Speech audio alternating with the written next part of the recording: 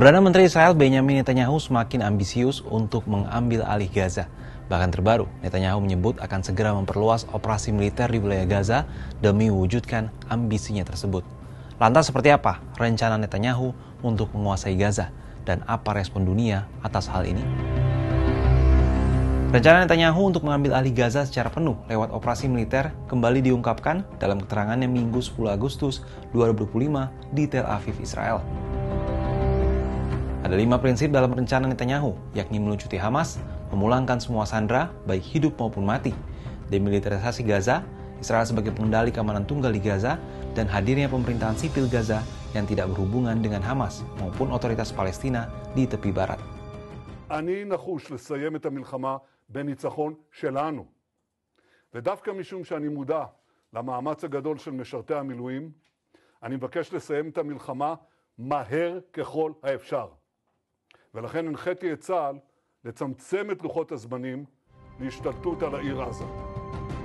Untuk menduduki seluruh Gaza, Israel perlu menyerang dan meratakan daerah Al-Balah dan Al-Mawasi.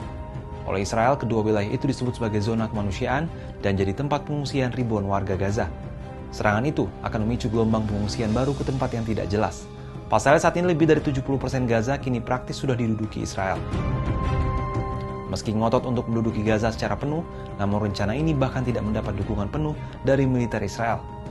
Angkatan bersenjata Israel Tzahal dilaporkan tak sepakat dengan perluasan serangan ke Gaza, sebab serangan itu akan membahayakan sandera dan tentara Israel. Selama ini Tzahal cuma berani mengebom berbagai lokasi di Gaza. Tzahal tak berani mengirim pasukannya masuk jauh ke dalam pelosok Gaza. Rencana Netanyahu juga ditolak oleh rakyat Israel. Pada Minggu, ribuan warga menggelar unjuk rasa di pusat kota Tel Aviv dan mengecam rencana tersebut.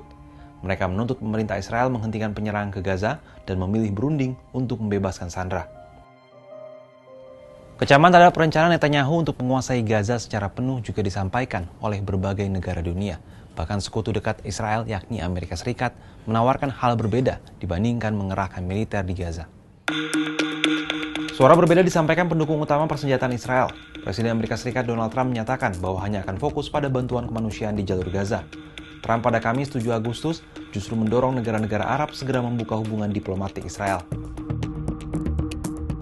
Juru bicara Sekretaris Jenderal PBB Antonio Guterres, Stephanie Tremblay, pada Sabtu 9 Agustus mengatakan, rencana pendudukan Israel adalah eskalasi berbahaya yang mengancam keselamatan rakyat Palestina.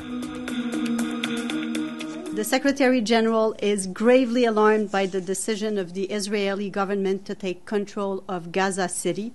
The decision marks a dangerous escalation and risks deepening the already catastrophic consequences for millions of Palestinians.